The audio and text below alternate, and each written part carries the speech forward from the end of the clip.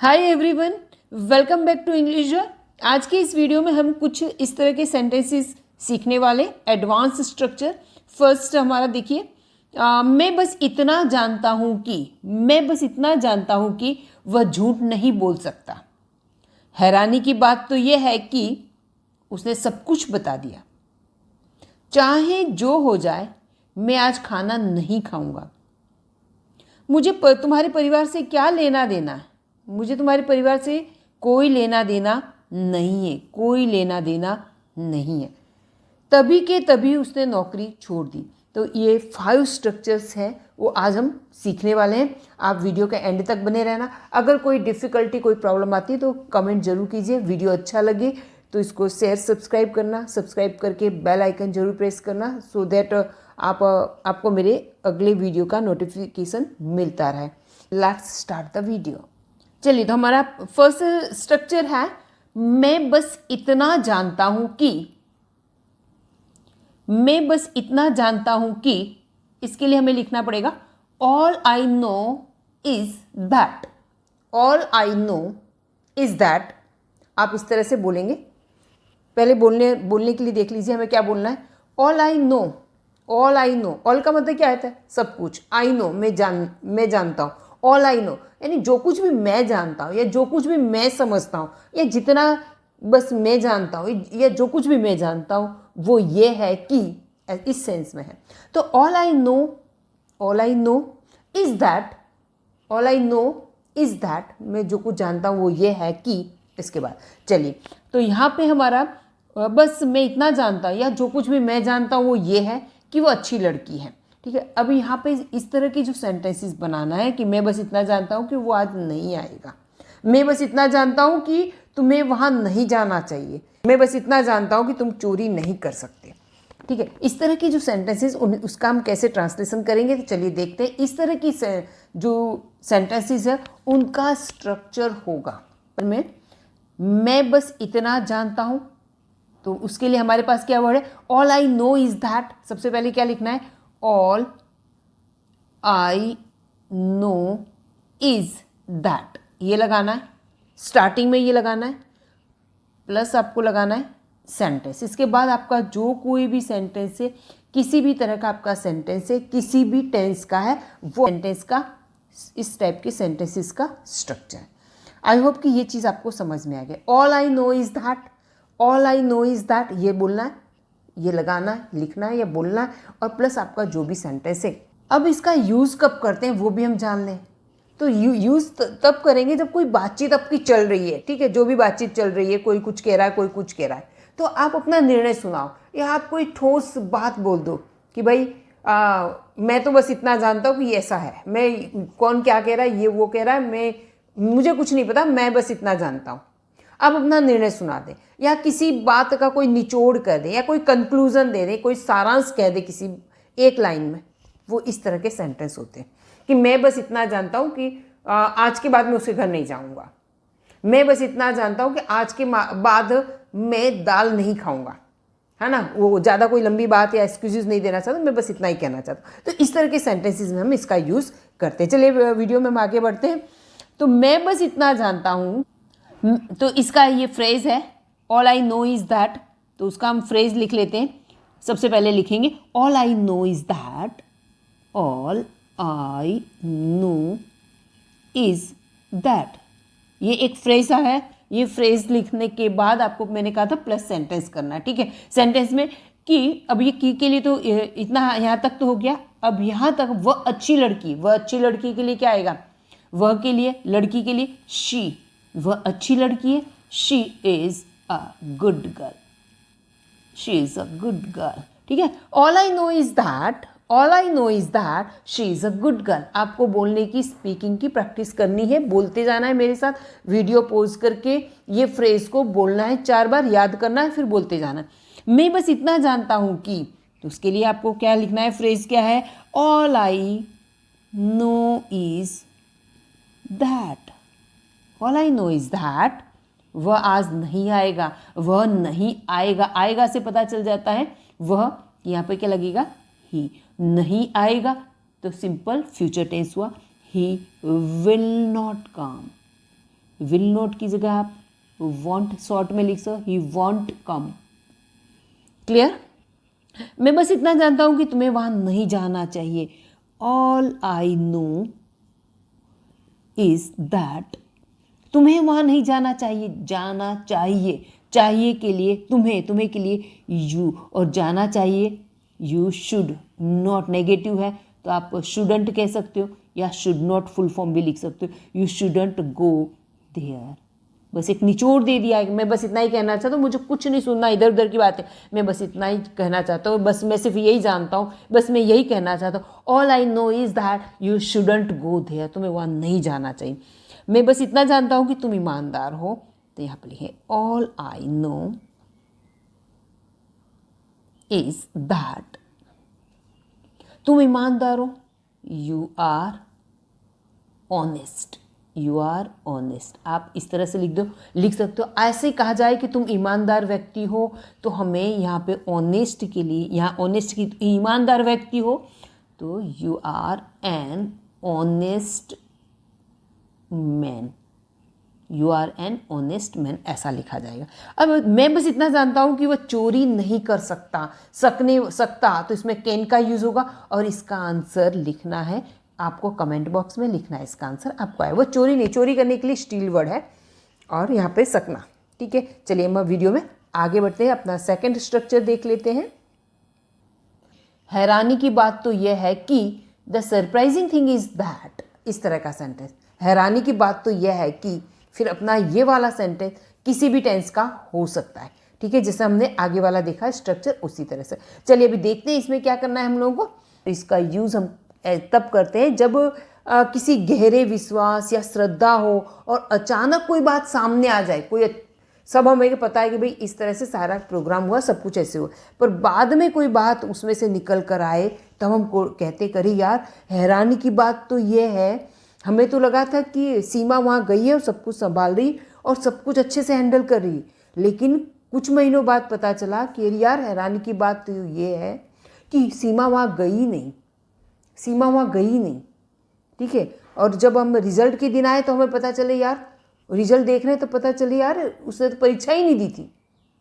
ठीक है, तो जब कोई आश्चर्य की बात हो, जब अचानक से कोई बात हमें पता चले कि यार ऐसा कुछ तो नहीं था, ठीक है, तब इस तरह के सेंटेंस हमें यूज़ करते हैं। ठीक है, चलिए बढ़ते हैं आगे। हैरानी की बात तो यह है, तो इसमें सबसे पहले हमें ये जो इसका स्ट्रक्चर होगा वो इस तरह में, सेंटेंस का स्ट्रक्चर में हमें सबसे पहले फ्रेज लिखना है। फ्रेज कौन सा है? The surprising thing is that, ये लिखना है और उसके बाद लिखना है प्लस सेंटेंस, अपना सेंटेंस उसके बाद बनाना है। ठीक है, चलिए ये बना रहे हैं। हैरानी की बात तो यह है कि उसने मेरी ओर देखा भी नहीं, है ना, कि अपने को आश्चर्य की बात है कि उसने, मुझे तो लगा था कि मैं वहाँ जाऊँगी तो मेरा बहुत स्वागत होगा और बहुत अच्छे से मुझे ट्रीट किया जाएगा, बहुत अच्छे से वो लोग मुझे बुलाएंगे, लेकिन हैरानी की बात तो ये है कि उसने मेरी ओर देखा भी नहीं। या कई बार ऐसे हमें लगता है कि मुझे लगा था कि वो मेरे से बहुत ज़्यादा लड़ाई झगड़ा करेगी, ये वो बहुत कुछ होगा, लेकिन उससे बिल्कुल उल्टा हुआ, उसने मेरी ओर देखा तक नहीं, मुझसे बात ही भी नहीं की, एकदम शांत रही। तो जब कोई एकदम उल्टी बात हो, जो हम सोच रहे हैं उससे बिल्कुल अपोजिट बात हो और आश्चर्य की बात हो, तब हम इसका यूज़ करते हैं। तो हैरानी की बात तो यह है कि, तो यहाँ पे सबसे पहले हम लिखेंगे the surprising thing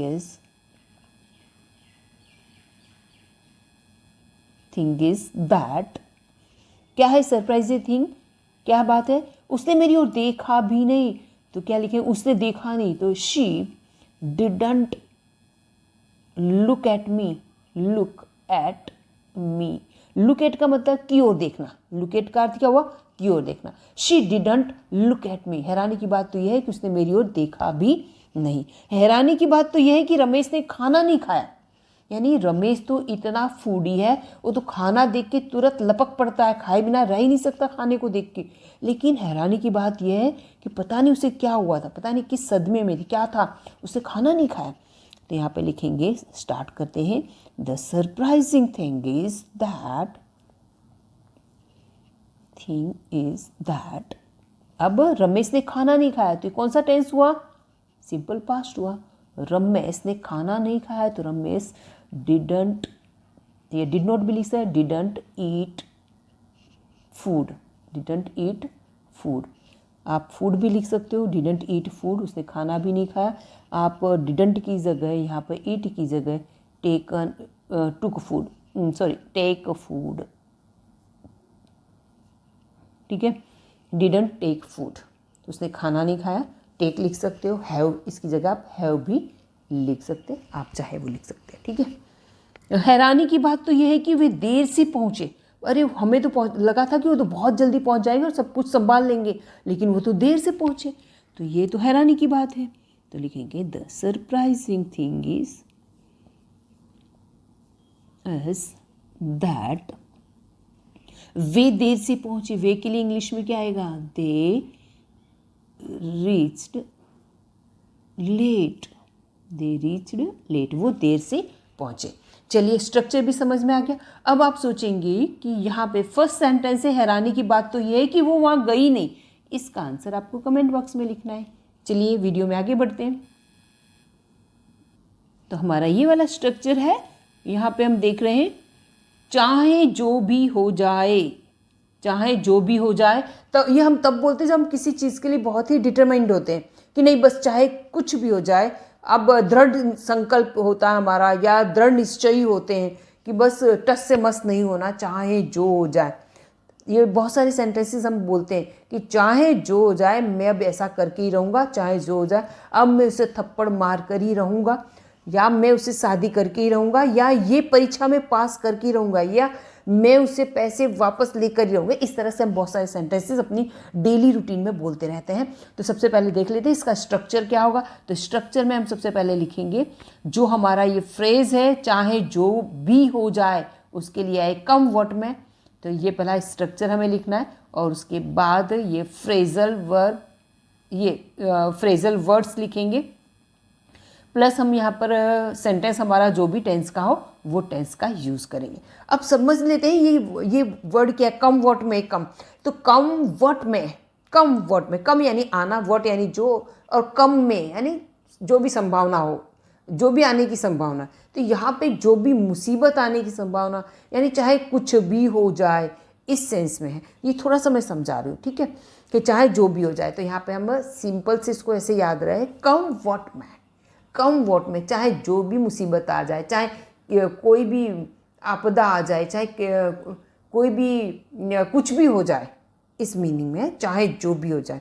I hope कि आपको ये समझ में आ गया होगा। चलिए, चाहे जो भी हो जाए कम व्हाट में, तो सबसे पहले हमें क्या लिखना है, कम व्हाट में।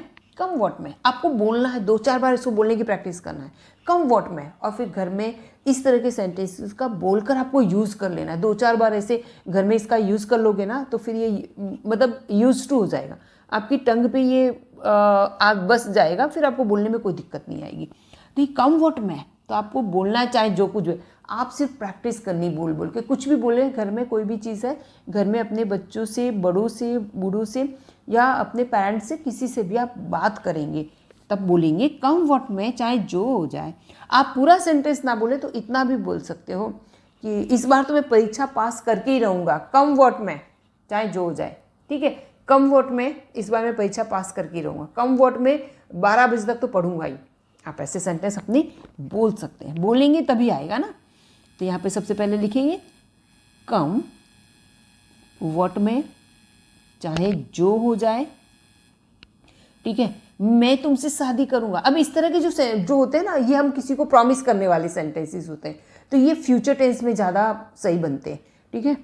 मैं तुमसे शादी करूंगा, आई विल मेरी यू, आई विल मेरी यू, ठीक है। अभी मेरी की स्पेलिंग में खास ध्यान रखना है, MERR नहीं होता है। ये मेरी का मतलब मौज मजा करना होता है, और ये मेरी का मतलब है MARR, इसका मतलब शादी करना। चाहे जो भी हो जाए, तो कम व्हाट में, हाँ मैं परीक्षा क्रैक करूंगा, I will crack the exam, I will crack the exam, मैं एग्जाम क्रैक करूंगा, मैं एग्जाम क्लियर करूंगा, मैं एग्जाम पास करूंगा। क्रैक इस तरह से CRACK, क्रैक। चाहे जो हो जाए कम व्हाट में, आपको बोलने की प्रैक्टिस करनी, कम व्हाट में, मैं तुम्हें पैसे नहीं, वह तुम्हें पैसे नहीं देगा। चाहे जो हो जाए वह तुम्हें पैसे नहीं देगा, तो क्या लिखें, he will not give you money, वो तुम्हें पैसे नहीं देगा। ठीक है, चाहे जो हो जाए वो तुम्हें पैसे नहीं देगा। क्लियर हुआ? चाहे जो हो जाए मैं उससे बात नहीं करूँगी। कम वॉट में मैं उससे बात नहीं करूँगी, तो नहीं करूँगी आई विल नॉट को हम शॉर्ट में बोलते हैं want. I want talk I will not talk him. Talk के बाद टू नहीं आता, टॉक टू नहीं होता। ठीक है, आई विल नॉट अतः आई वॉन्ट टॉक हिम, मैं उससे बात नहीं करूँगी। टॉक टू नहीं होता है, ध्यान रखिए, I will not talk him. ठीक है, अब ये वाला है चाहे जो भी हो जाए मैं इंग्लिश सीखूंगा। इसका आंसर आपको लिखना है कमेंट बॉक्स में। चलिए आगे बढ़। चलिए, ये वाला स्ट्रक्चर है तभी के तभी, उसी वक्त। इसको इंग्लिश में हम बोलेंगे then and there. Then and there, then and there. क्या बोलेंगे इसको? देन नहीं बोलेंगे, then and there, then and there. Clear? Then and there, बस उसी वक्त, उसी समय, उसी क्षण। जब कोई हम क्विक डिसीजन ले लेते हैं, उसी समय हम उसी क्षण हम कुछ कर देते हैं, तब हम बोलते हैं बस मैंने तो तभी की तभी जवाब दे दिया, मैंने कि तभी की तभी वहाँ से मैं निकल गई। तो इस तरह के सेंटेंसेस कैसे बनाएंगे? मैंने जॉब तभी के तभी छोड़ दी। तो इसके लिए स्ट्रक्चर क्या होगा? सबसे पहले हम स्ट्रक्चर देख लेते हैं। इसका स्ट्रक्चर होगा, पहले आपको अपना सेंटेंस लिखना है। सेंटेंस जो भी है वो सेंटेंस लिखना है, प्लस आपको लास्ट में लिखना है देन एंड देयर। ये आपको लास्ट में लिखना है। ठीक है, स्ट्रक्चर क्लियर हो गया? पहले सेंटेंस आएगा, लास्ट में आपको लगाना है देन एंड देयर। कई बार आप स्टार्टिंग में भी लगा सकते हो, स्टार्टिंग में देन एंड देयर के बाद कॉमा करके फिर बाद वाला सेंटेंस भी लिख सकते हैं, तब भी सही है। ठीक है, चलिए हम सेंटेंस देख लेते हैं। मैंने जॉब तभी के तभी छोड़ दी। देखो ये बॉस है, बॉस ने मुझे डांटा और बस मुझे बहुत बुरा लगा, मैंने तभी की तभी जॉब छोड़ दी। मैंने तभी के तभी जॉब छोड़ दी। क्या सेंटेंस कैसे सेंटेंस बनेगा? I quit the job. कोई अच्छी चीज़ छोड़ते हैं तो क्विट को लिखते हैं, और जो खराब चीज़ छोड़ते हैं जैसे शराब, जुआ वगैरह छोड़ना या कोई बुरी आदत छोड़ना है तो हम गिव अप लिखेंगे। तब क्या लिखते हैं? Give up. यहाँ पर आई क्विट द जॉब। और जो अच्छी चीज़ छोड़ते हैं, अच्छी जॉब छोड़ती है, फिल्म इंडस्ट्री छोड़ दी, ऐसा कुछ होता है तो हम क्विट लिखेंगे। ठीक है, दुनिया छोड़ दी तो हम quit. I quit the job, मैंने जॉब छोड़ दी। कब छोड़ दी? लास्ट में क्या लगाना है? Then and there. Then and there, बस तभी के तभी मैंने जॉब छोड़ दी। तभी के तभी उसने जवाब दिया। उसने जवाब दिया तो क्या लिखा है? She replied. शी रिप्लाइड लिख सकते हो, आप लिख सकते हो she answered. She answered, she replied, she answered. आप चाहें दोनों सही है, दोनों में से आपकी चॉइस है, आप कुछ भी लिख सकते हो। बाद में लगाना then and there, then and there. ठीक है, उसी वक्त तमाचा लगाना चाहिए था। देखो सेंटेंस, ये टेंस किसी भी तरह का हो सकता है। तमाचा लगाना चाहिए था। चाहिए तो चाहिए है तो क्या है? चाहिए के हो तो क्या है? शुड प्लस वर्ब की फॉर्म, फर्स्ट फॉर्म आता है चाहिए, और चाहिए था तो चाहिए था में आपको स्ट्रक्चर बनेगा शुड हैव और वर्ब की थर्ड फॉर्म। क्लियर हुआ?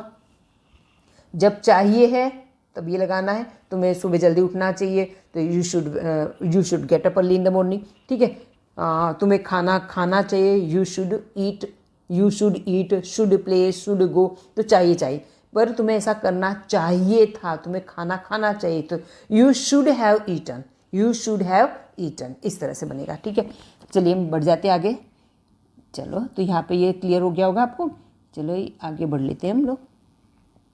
ओके, उसी वक्त तमाचा लगाने को क्या कहते हैं इंग्लिश में? स्लैप करते हैं। तो यहाँ पे लगाना चाहिए था, उसी वक्त तमाचा लगाना चाहिए तो यू शुड, जिससे हम बात कर रहे हैं ना, यहाँ पे यू नहीं दिया है लेकिन ये अंडरस्टूड है। यू शुड क्या करना चाहिए? You should have slapped, then and there, उसी वक्त तुम्हें तमाचा लगाना चाहिए था। यहाँ पे हमने देखा should have slapped, then and there. उसी वक्त तुम्हें पुलिस को बताना चाहिए था, तो यहाँ पे लिखे उसी समय तुम्हें पुलिस को बताना चाहिए था, तो यू शुड हैव टॉल्ड, बताना चाहिए था, you should have told police, you should have told police then and there, then and there, उसी वक्त तुम्हें पुलिस को बताना चाहिए था। तभी के तभी तुम्हें कंप्लेन करनी चाहिए थी, तो तुम्हें कंप्लेन करनी चाहिए थी, लिखेंगे you should have, you should have complain, you should have complain then and there. ठीक है, क्लियर हो गया। अच्छा, अब ये उसी समय तुम्हें बोलना चाहिए थे, बोलना चाहिए था। अच्छा, ये एक बात ये खास ध्यान दीजिए, देखो टोल्ड के बाद टू नहीं आता, खास ध्यान देना, टोल्ड टू पुलिस नहीं होगा, clear, told police, told to नहीं होता, गलत है, told police. She told me, right, I told him, I should told him, told her, told them, इस तरह से आएगा, told police, but told to police, told to him, ये गलत होगा। ठीक है, यहाँ पर टू लगाना ये क्या हो जाएगा, गलत है, टोल्ड नहीं, टू नहीं लगेगा बीच में। ओके, उसी समय तुम्हें बोलना चाहिए था, इसका आपको कमेंट बॉक्स में करना है। चलिए आगे बढ़ते हैं। नेक्स्ट हमारा ये फिफ्थ स्ट्रक्चर है, कोई लेना देना नहीं, कोई लेना देना नहीं, तो इसके लिए आएगा have nothing to do with, have nothing to do with, याद कर लेना, have nothing to do with, have nothing to do with phrase, ये फ्रेज इतना याद हो जाएगा। यहाँ पे सब्जेक्ट आप कुछ भी लग सकता, इसका स्ट्रक्चर लिखा हुआ है, पहले क्या लेना है, पहले यहाँ पे स्ट्रक्चर में पहले लेना है सब्जेक्ट लेना, सब्जेक्ट कोई भी हो सकता है, I, they, you, we, he, she, it, any name, Ram, ठीक है, राम श्याम। अब यहाँ पे उसके अकॉर्डिंग आपको हैव हैज़ लेना है, वो पता ही आपको, मैं उस डिटेल में नहीं जाऊँगी। ही, शी, इट हो तो थर्ड पर्सन सिंगुलर है तो हैज़ लेना है, बाकी सभी के साथ हैव लेना है, तो यहाँ पर ये हैव लेना है, और नथिंग टू डू विथ, और यहाँ पे कोई भी एक नाउन लेना।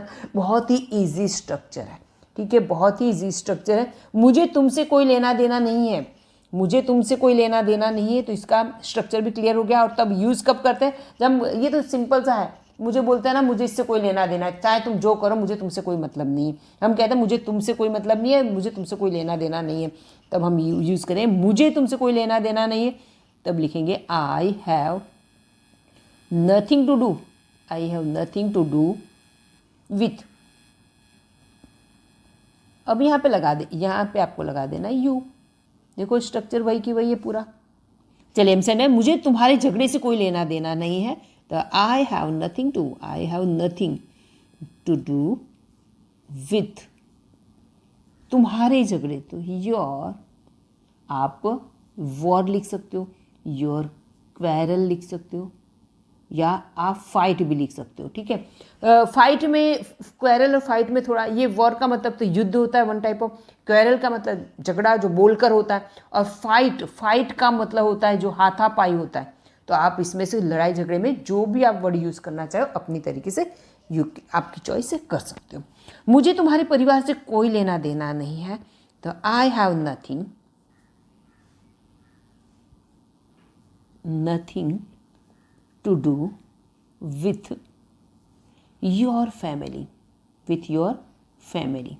हमने क्या ऐड किया, पूरा स्ट्रक्चर हमने लिया, यहाँ पे योर क्वेरल विथ यू, ठीक है। यहाँ अब मैं अलग से हाईलाइट कर देती हूँ, जैसे ये है पूरा वही है, I have nothing to do with, ये तो लेना ही है, ठीक है, यहाँ पे उसके अनुसार ले लिया।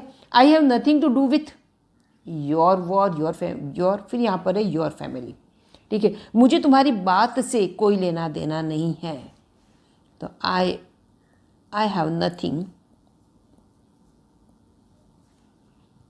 To do with your matter, तुम्हारे मामले में या तुम्हारी बात में, तुम्हारे मामले में मुझे कोई लेना देना नहीं है। आई होप कि आपको समझ में आ गया हो।